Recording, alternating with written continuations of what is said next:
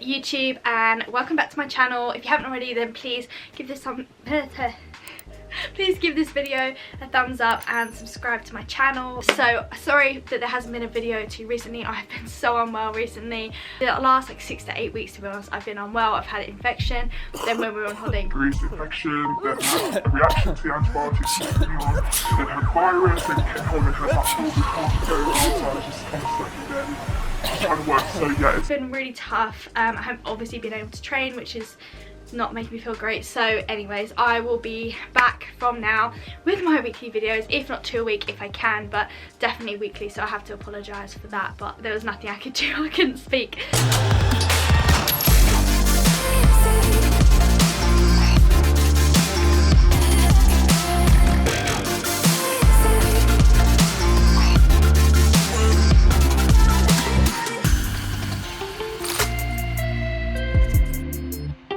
So today I just wanted to do a quick sit down video about binge eating. It's kind of very highly requested on my Instagram, so you know, it's a topic that's worth talking about. I feel like it's a topic that people who are struggling with it really find hard to speak out about, which is why I want to talk out about it to try and help. I just want to start this video off by saying that I'm not giving you specific like prescriptive advice. I'm not qualified in eating disorders, although many people that I coach have maybe suffered with occasional binging and we've stopped that.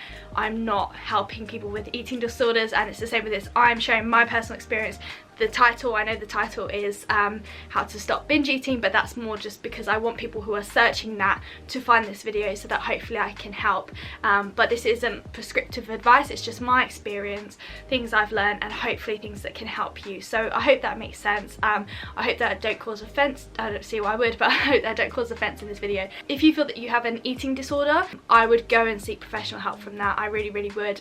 That is your best chance of getting the appropriate help. But binging can also be something that happens because of certain factors rather than because of an eating disorder. So that's kind of more the side that I'm going to talk about today and my experience with that.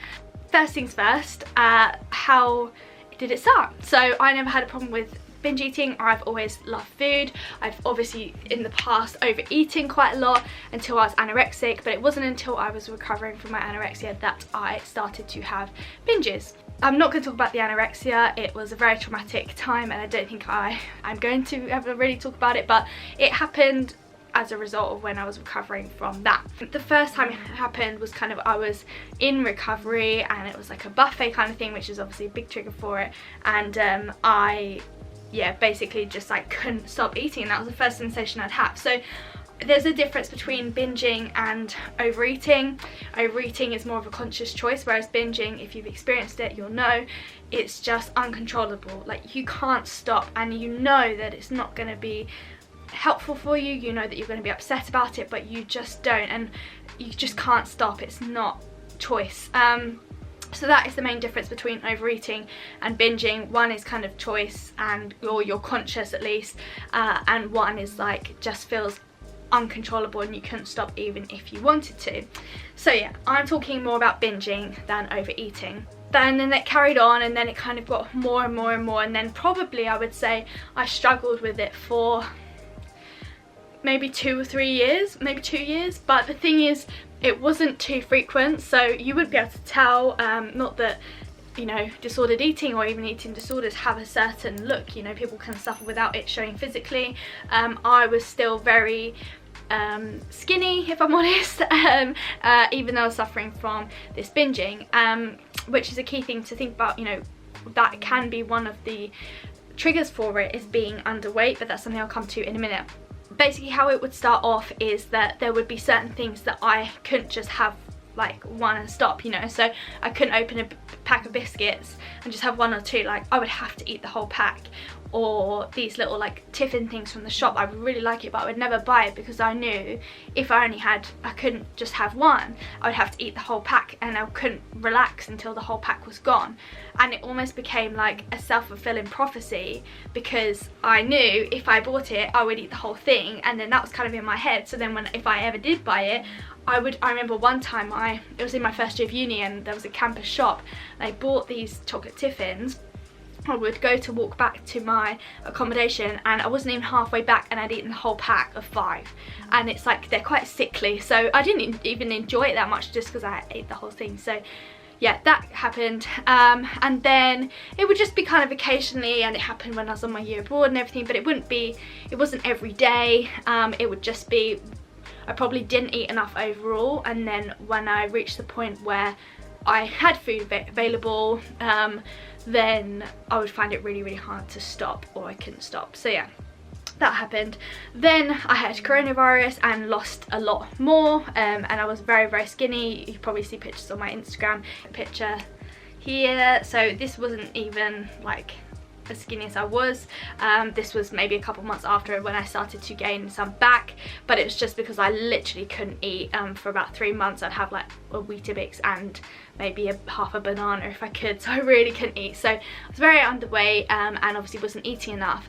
So that's when it started to get really bad. So then when I started to get better, I was obviously eating a lot more than when I had coronavirus, but I feel like my body was like in catch-up mode. I probably, realistically now looking back, wasn't eating enough for what I needed to.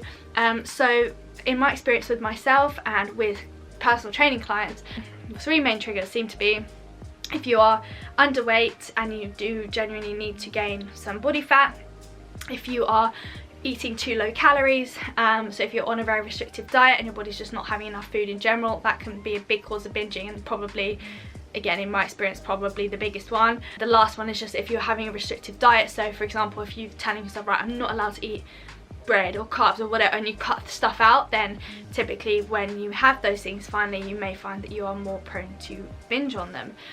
But that second one of undereating is the main one. So that kind of leads me to how I got out of it. So it got to the point where it would be happening like 3-4 times a week. This was probably maybe like July, August, maybe a bit of September. So basically summer of 2020, after I'd had coronavirus, but I was still quite skinny. So then I was like, that is when I decided to go on my weight gain journey, because I knew that something had to change. And yes, I wanted to build muscle, I wasn't happy in my body, and I wanted to get strong. That was one of the big drivers. I felt so weak, and for me that was just so demoralizing. And obviously I know now partly it was because of COVID, because I was really, I don't know if you followed me when I had it, but I was really unwell with it, and I think it did obviously take like a good time, maybe 6 months or so, to get back to fully normal. So it was partly that, but partly because I was too skinny, because I'd lost all my muscle mass, and also I was not eating enough. So those are the main reasons why I started, but the main one was the binging. So I just wanted it to stop. It was like hell. I just felt so out of control. I just wanted to be normal. I couldn't understand how everyone else could just not binge, and then you tell yourself, okay, it's not going to happen this week. Like, I'm going to get, if I could just get through 1 week of not binging, then that'd be fantastic. But the thing is, often when it's like that, maybe you're tracking your calories and it's like, okay, well, you know, if I can just have 1 week of actually sticking to my calories, then you know, that would be amazing, just 1 week without binging. But sometimes having that restriction, and maybe it is the calorie intake and stuff that is too low, and that is what is causing the binging. So I was just like, I can't believe this. Like, I'm literally at the time I was training to be a PT, but I was like, I'm literally about to be coaching people, I can't even stick to calories, like what is wrong with me? So yeah, I just wanted it to stop. So I basically went against those 3 kind of main causes. I've always kind of, since I recovered from anorexia, I've been very like inclusive of all food groups. You know, I baked a lot, whatever, and baking was actually such a huge trigger for me. Like I would be scared to bake, because I knew that if I baked, I would eat the whole thing. I remember once, especially if it went wrong, so one time I would eat I made banana bread and it went really wrong, and I was just like so angry with it, and I ate the whole thing there and then. I ate whole banana bread within like a space of, I don't know, 20 minutes, 30 minutes, and my mom was so angry at me. And yeah, it was just really bad. And like anytime I would make, so I would deliberately make like barely any servings, or I'd try and like give loads to my family or whatever, just so that it wasn't around for me to eat. And it was just really like not a fun time. So basically I just would be terrified to bake, even though it's one of my favorite things, because I couldn't just have 1 bit or 2 bits. That would be all I think about. If I'd walk downstairs, I'd cut a slice and then another slice, another slice, another slice, and I just couldn't even step away from it, and it was really, really horrible. So I went on this weight gain journey. I decided to build up my calories, and it didn't go away immediately, but pretty soon after, you know, maybe after a month or so, it did, and I just couldn't believe it. And it was one of those things where at first I would think about it a lot, and if it happened I would really beat myself up about it. But then after a while, it'd been a bit of time, and I realised, like, oh, I haven't binged. I can't remember the last time I did, and that for me was a huge step, because I was just like, I can't believe I don't know the last time that I binged, when, you know, at one point it was literally every other day or even every day. To be able to sit there and be like, oh wait, when was the last time, was crazy. So, you know, that indicated to me, right, I'm doing the right thing now, I just got to carry on. And it just got less and less and less, and I could trust myself around food a lot more. And it wasn't completely plain sailing. There was things like when I would bake, that would maybe, it would happen then again, because like I said, the baking was probably the hardest thing. But overall, it was so much better. And then now, I genuinely don't know. Obviously I overeat sometimes, but I can't remember the last time I binged. It would have been a very long time ago, and that's because of the changes that I made. So big one was increasing my calorie intake. That is the main one with all my clients as well, not all of them, but when people come to me on a restrictive diet. And also that is relative to the person. You know, one of my girls at the moment, she came to me, I think maybe on like 2,400 calories or something, but she was binging. But she thought, okay, well, I'm eating 2,400 calories, so obviously I'm not restricting myself. But for her, that wasn't enough food. So now she's eating 2,700 plus calories every single day and not binging at all. And that's only come from us increasing her calorie intake. So it's the same with so many other people, and they'll come to me and we will bring their calories up, and then magically the binging stops, you know. And it is just from having enough food overall. So it does make a huge impact. And then that second one, like I said, giving your body enough body fat on you, you know, not being underweight, is going to be really important. And I don't necessarily mean, again, BMIs and all that stuff, because it's not necessarily accurate. But if, you know, if you are having a relatively high calorie intake, you think, but it's still happening, then maybe look at that, and maybe you do need to put on some body fat, because especially women, like, we do need to have a certain amount of body fat to be healthy, and that often is not what is represented online, which is fine, you know, and we all have our own struggles, but it's just something to bear in mind. So those are kind of the big things that help me stop, and it's not part of my life anymore. Like I said, if I overeat, it's definitely choice, and I understand completely how isolating it can be. It's a very private problem to deal with, you know. I don't know too many people that binge, like, in public. Well, I don't know anyone really that's spoken about it, but for me at least, it would be a very private thing. I would try and sneakily do it, you know, when people weren't there or people weren't looking, or I would be on my own. I wouldn't really be binging in front of people. So I do know that it's something that, you know, lots of people find embarrassing, but my point is, you do not need to be embarrassed. It is a really tough thing to go through, and if you're watching this, I'm assuming maybe you're not, but maybe you do have issues with binging or have in the past, and I just want to say I'm so sorry that you are going through that, or so sorry that you have been through that. But there is a way out of it, and trust me, I did not believe that I would be able to even go a week without binging, and now, like I said, I don't think I've binged for a year maybe, or just under a year, which is unreal. So just the process of coming out of that is really uncomfortable, but it is so worth it, because how uncomfortable is binging? You know, it's horrendous, and it really just ruins everything.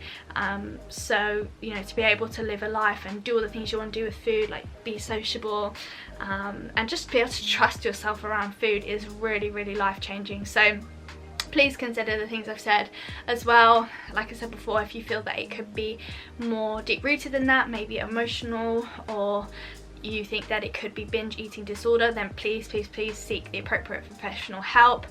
But, you know, if you are someone that does kind of struggle, it sounds similar to my story, then please just give it a try. You know, I know it's not easy to increase your intake, and my thought process at the time was, well, how can I increase my intake when I'm binging? And so that's causing my food calorie average to be high anyway. How can I how can I increase my intake, because then what if I start binging and it goes up and up and up? But what will happen for most people is you increase your intake, and then because the binges stop, it just levels out, or even ends up lower than if you weren't, you know, if you were eating lower and then binging. So it is a really scary process, but I really recommend that you do it, because again, it's not a fun life to live, being kind of in this trap of binging all the time. So I hope that this was helpful. Again, I hope that I haven't caused any offense, anything like that. It's just my personal experience and things that helped me. Yeah, definitely worth a try if you're struggling with it as well. So yeah, thank you for watching this video. Please remember to give it a thumbs up and subscribe to my channel, and I will do a more kind of like fitnessy, vloggy maybe, or what I eat in a day one next time.